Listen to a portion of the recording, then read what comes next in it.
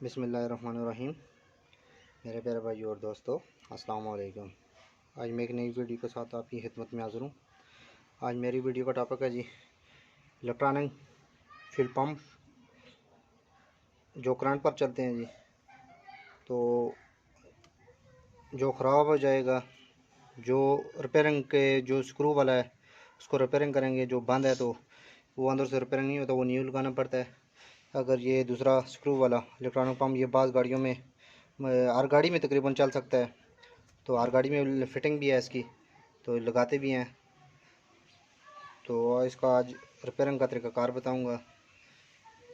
تو آج میرا ٹاپک اس پر ہونے والا ہے، تو ویڈیو کو اینڈ تک دیکھنا ہے تاکہ میرے دوستوں کو صحیح سمجھ آ جائے۔ اور جن دوستوں نے میرے چینل کو ابھی تک سبسکرائب نہیں کیا وہ سبسکرائب کر لیں، ساتھ بیل کے بٹن کو ضرور انٹر کیا کریں تاکہ ہر نئی آنے والی ویڈیو کی اپڈیٹ آپ کو آسانی سے ملتی رہے۔ یہ دوستو، یہ دیکھیں، فیول پمپ اندر سے آواز آ رہی ہے آپ کو، یہ جام اندر سے ٹک ٹک کی آواز نکال رہا ہے لیکن چل نہیں رہا۔ اور اگر سادہ چلائیں تو یہ آپ دیکھ سکتے ہیں اس کی آواز یہ آنا، یہ ریپیرنگ نہیں ہو سکتا۔ تو جو بولٹ والا ہے اس کو کھول کے اس کے اندر سے چیک کریں گے یہ پمپ اندر سے ریپیرنگ بھی ہو سکتا ہے، اس کے اندر ڈیفرام وغیرہ جام ہو جاتے ہیں، تو اس کا طریقہ کار بتاؤں گا۔ اگر اس طرح کا پمپ آپ کی فیول پمپ گاڑی میں لگا ہوا ہے تو آپ اس کو ایزیلی کھول کے سیٹ بھی کر سکتے ہیں۔ تو اس کو کھولنا شروع کرتے ہیں۔ جو اوپر والے اس کے سکرو لگے ہوئے ہیں یہ آپ نے سب سے پہلے اس کے سکرو کھولنے ہیں۔ یہ اندر سے پمپ جام ہے دیکھیں گے کس وجہ سے جام ہے۔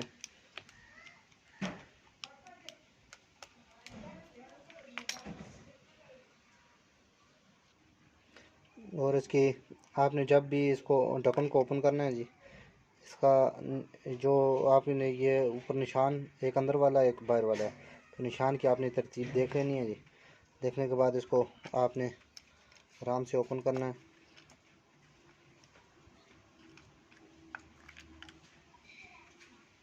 اس کو ہم نے یہ اوپن کر دیا اوپن کرنے کے بعد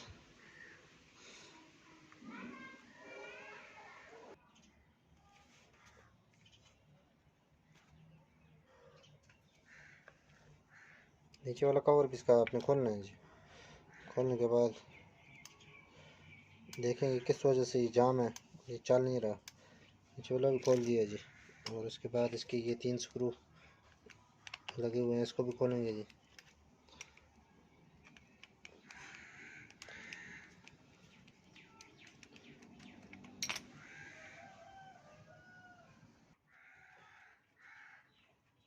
اس کا فرق یہ ہے دوستو، جب بھی آپ اس کو کرنٹ لگاتے ہیں تو یہ اوپر نیچے حرکت نہیں کرتا، اس کو مسلسل سپیڈ سے چلنا چاہیے۔ اس کا فرق ہمیں یہ نظر آیا جو اس کی لاک ہے اندر، یہ آپ کو نظر آ رہی ہے، یہ چھوٹی سی لاک ہے لیکن یہ اس کے کٹ سے نکلی ہوئی ہے لوڈ کی وجہ سے۔ یہ اکثر اس طرح کا پرابلم آ جاتا ہے۔ اس کو اندر یہ آپ چھوٹی سی شافٹ کے ساتھ اس کا کٹ دیکھ رہے ہیں، اس کے ساتھ اس کو بٹھائیں گے۔ بٹھانے کے بعد یہ دیکھیں، یہ اس میں چھوٹا سا جو وبریٹ کی وجہ سے یہ اس کا کٹ نکل جاتا ہے۔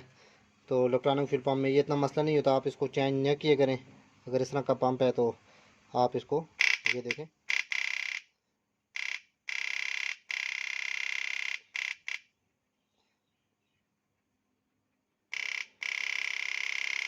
اس میں اس کا لاک کو نیچے سے جو ہے نا، اس کا لاک سے نکل گیا تھا، جس کی وجہ سے یہ ٹک ٹک کر رہا تھا لیکن چل نہیں رہا تھا، اندر سے جام تھا، ایک اس کی پن چل رہی تھی۔ تو اگر پھر بھی چلنے میں مشکلات دے تو اس کے اندر یہ کاربن والے جو آپ کو ٹوٹے نظر آتے ہیں ٹکڑے، یہ جدھر سے اس کا کرنٹ چل رہا تھا یہ آپ دیکھ سکتے ہیں۔ تو اس کو کرنٹ کے جو اس کے آپ کو کاربن والے اس کے کنارے نظر آ رہے ہیں، اس پر آپ نے رگمال یوز کرنا ہے اکثر یہ کرنٹ کم دے تو یا چلنے میں مشکلات دے تو آپ نے اس کے رگمال کے ذریعے اس کو کاربن صاف کر دینا ہے۔ اس کو ابھی فٹ کرتے ہیں فٹ کر کے اس کو ابھی پیٹرول کے ذریعے اس کو چلا کے آپ کو دکھائیں گے کیونکہ پہلے تو بالکل جام تھا. ابھی ہم اس کی فٹنگ کریں گے، جسی ترتیب سے ہم کھولے اسی ترتیب سے اس کی فٹنگ کریں گے جی. اگر اس طرح کا پرابلم آ جائے، ہلکا ہلکا ٹک رہا ہے، تو آپ اس کو کھول کے ایزیلی سیٹ کر سکتے ہیں جی. بعض گاڑیوں میں 2 فل پمپ لگے ہوتے ہیں، ایک الیکٹرانک ہوتا ہے، سادہ ہوتا ہے. 2 فل پمپ بھی ہونے ضروری چاہیے گاڑی میں، کیونکہ ایک کام اگر چھوڑ دے تو دوسرے سے آپ اپنی منزل تک پہنچ سکتے ہیں جی. پیچھے والے موٹر والی جگہ فٹ ہو گئی ہے جی. اب ہم اس کو ایک دفعہ پھر چیک کریں گے جی. چکا کے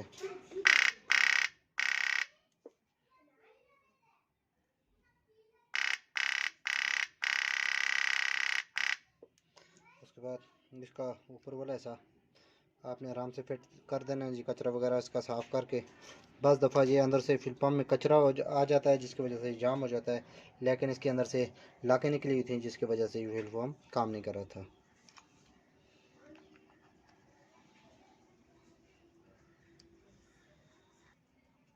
تو یہ ہمارا پمپ سارا کمپلیٹ ہو گیا جی.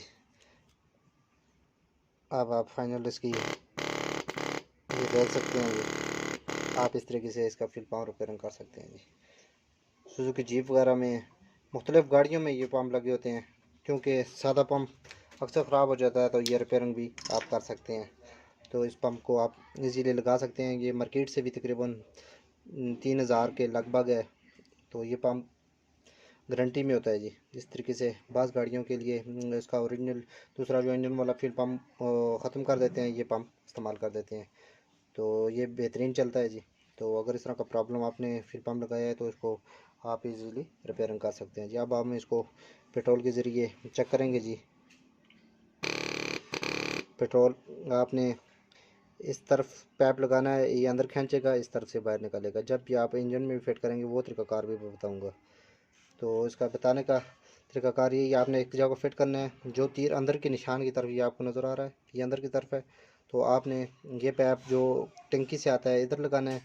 تو جو ٹنکی سے آتا ہے آپ نے ادھر لگانا ہے، اور دوسری طرف سے یہ باہر نکالے گا، آپ نے کاربیریٹر میں لگا دینا ہے.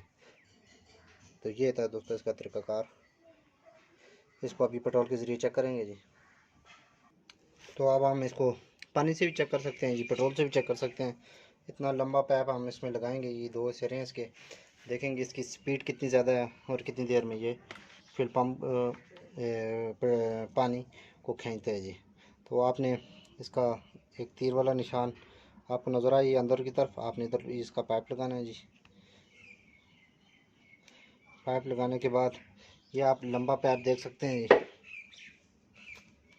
تو اس میں ابھی ہم اس کی سٹارٹنگ کریں گے جی. جو سفید تاری والی اور بلیک والی تار ہے آپ نے پازیٹیو کے ساتھ لگانی ہے. جو بلیک والی ہے خالی پازیٹیو والی تار ہے، سوری نیگیٹیو والی تار ہے، مائنس.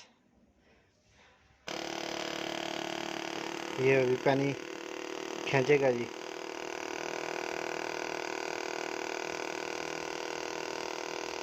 کتنا لمبی ہے اس کا پائپ ہے، تو آپ اس کے دیکھ سکتے ہیں